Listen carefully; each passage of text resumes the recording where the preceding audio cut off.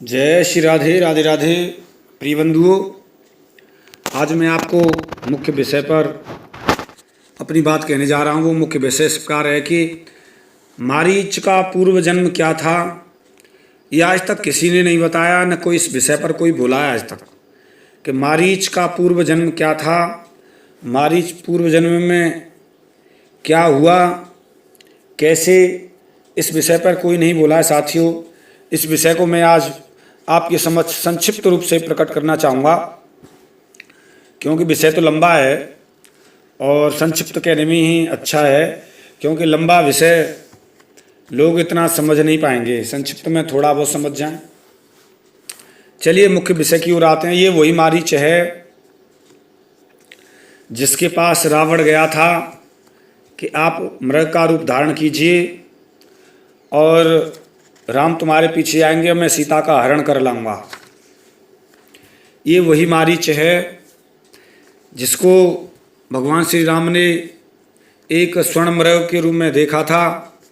सीता जिस किसी यत्न से उसे लाने के लिए राम को प्रेरित करती हैं कि राम ये बड़ा सुंदर है, इसको आप लाइए। श्री राम उस वन में सीता की रक्षा के लिए लक्ष्मण को वहीं पर नियुक्त करके शीघ्रतापूर्वक मृग की ओर दौड़े थे और बाण से उसका वध कर दिया। तब माया मृग ने हा लक्ष्मण शब्द करके भगवान हरि का दर्शन प्राप्त करके उनका स्मरण करते हुए अपने प्राण त्याग दिए।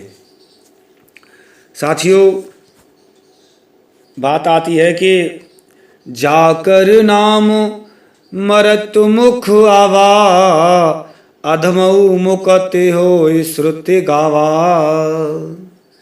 अरे जिसका नाम मरते समय आ जाए तो उस अधम की भी मुक्ति हो जाती है। वो तो मारीच मृग रूप में राम के द्वारा मारा गया, राम के नाम लेता हुआ मारा गया, राम के दर्शन करते हुए मारा गया, तो उसे धाम जाने से कौन रुक सकता है। साथियों, वही मृग, वही मारीच मृग का शरीर त्याग कर, हिरण का शरीर त्याग कर दिव्य रूप धारण किया। दिव्य रूप धारण किया और दिव्य रूप धारण करके रत्नों से निर्मित दिव्य विमान वैकुंठ से आया और उस विमान में बैठकर वैकुंठ चला गया। साथियों, उस मारीच का पूर्व जन्म इस प्रकार है। वह मारीच पूर्व जन्म में दोनों द्वारपालों के सेवक के रूप में वैकुंठ द्वार पर रहता था।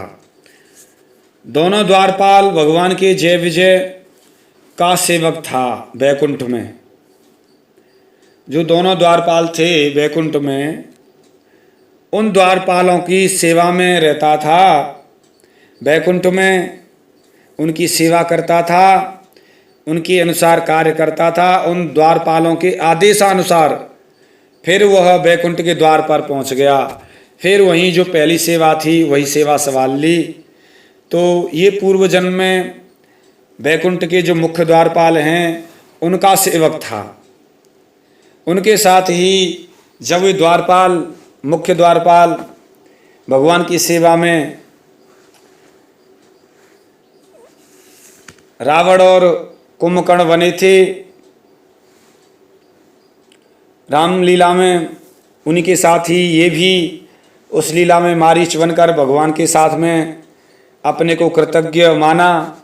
और जैसे वो चले गए, जाने से पहले ये भी उन्हीं की सेवा में उसी द्वार पर वैकुंठ में पहुंच गया। साथियों, ये जो द्वारपाल हैं, मुख्य द्वारपाल वैकुंठ में, उनका सेवक था मारीच। उनकी सेवा में रहता था, उनकी सेवा के अनुसार कार्य करते थे, उनकी सेवा में फिर पुनः पहुंच गए। इसलिए साथियों, मैंने आपको ये मारीच का पूर्व जन्म बताया कि मारीच किस प्रकार से, कैसे वैकुंठ में द्वारपालों का सेवक था, उनकी सेवा करता था और फिर उन्हीं सेवा में पहुंच गया। साथियों, आज तक ये विषय किसी ने नहीं बताया है और ये आपके समक्ष मैंने ये उजागर किया है और आपने इस चैनल को बड़ा आगे तक पहुंचाया। साथियों, इस बार आगे भी इस चैनल को लाइक सब्सक्राइब शेयर करते रहिए। और इसके लिए मैं अपने को